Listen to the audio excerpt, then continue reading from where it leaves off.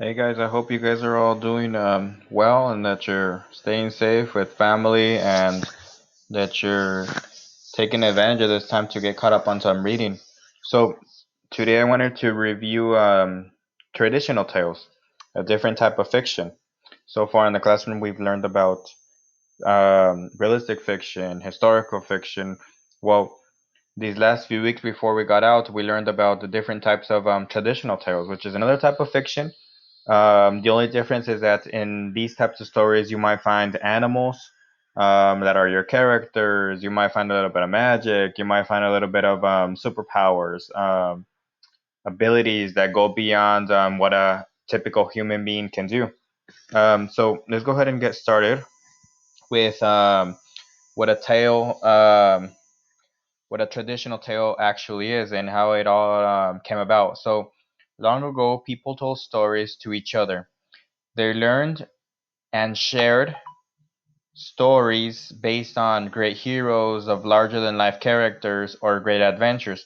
People share these tales with their children, friends, and neighbors.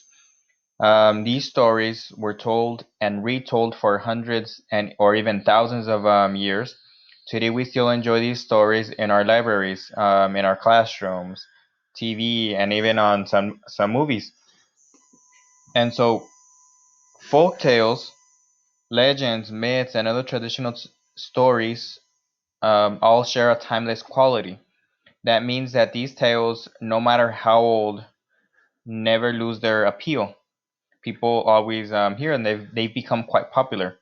Their plots and themes continue to entertain people and teach valuable lessons about life. So normally you can normally take what you've learned here, the message, the lesson that the author wants to get across, and you're applying it in your life, which is also known as the moral of the story. So let's look at the first type of traditional, or one of the examples of traditional tales, which is fables. Within fables, we know they obviously provide a lesson, a moral. En español es conocido como la moraleja. Um, a problem, a solution, and the characters within fables are animals.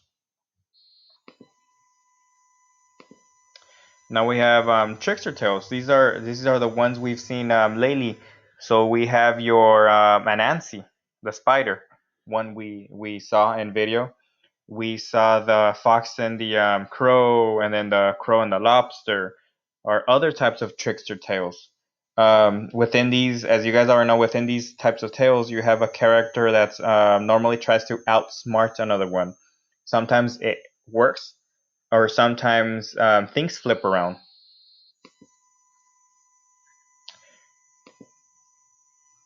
We have folk tales. This is a story we read last year, an example of a story which is in the days of King Adobe, where we have the older lady um, who celebrates special occasions with the ham she's bought with her savings. Um, then the characters try to take advantage. They try to steal the ham, but things turn around. The old lady turns out to be very smart, and so what the gentleman had planned wasn't necessarily what occurred.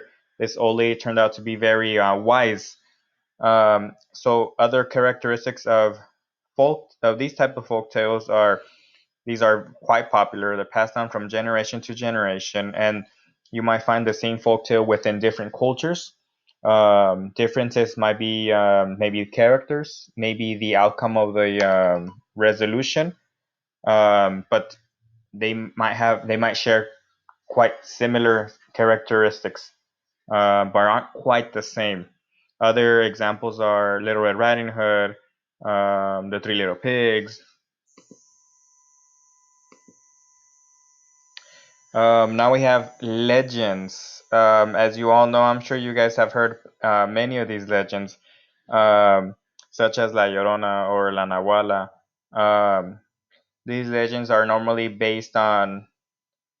sometimes based on real events or historical events, but they may be different amongst other cultures.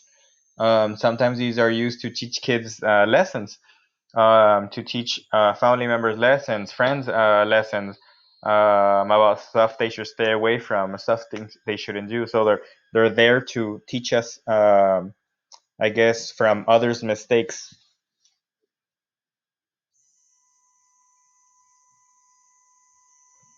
We also have tall tales, which are quite popular in Western culture, in our Anglo culture.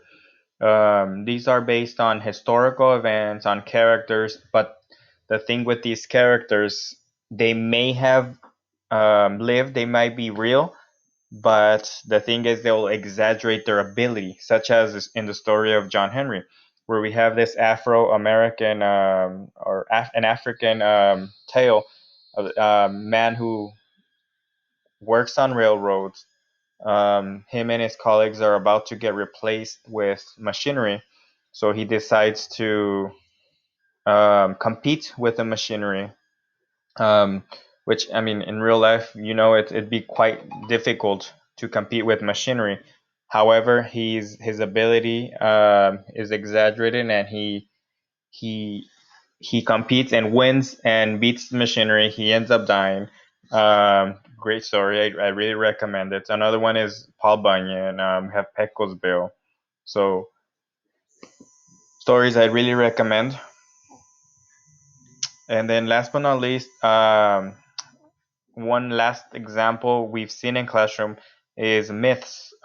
These In these you might find um, Greek characters or goddesses or gods, such as Perseus.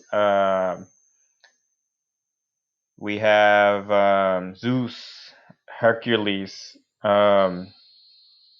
Athena, Medusa. These are all examples of these Greek stories. Again, they're there to teach people lessons, but in these you might find the exaggeration, or you might have magic or superpowers. These are quite ancient. These have been around for quite a bit.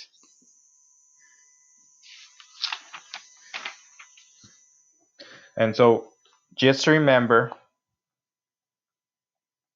that within characteristics amongst these different tales is characters are not normally real. You might find animals. You might have villains that try to outsmart others. You obviously learn a lesson. Characters learn a lesson. So, the author tries to get across a message he wants you to learn from.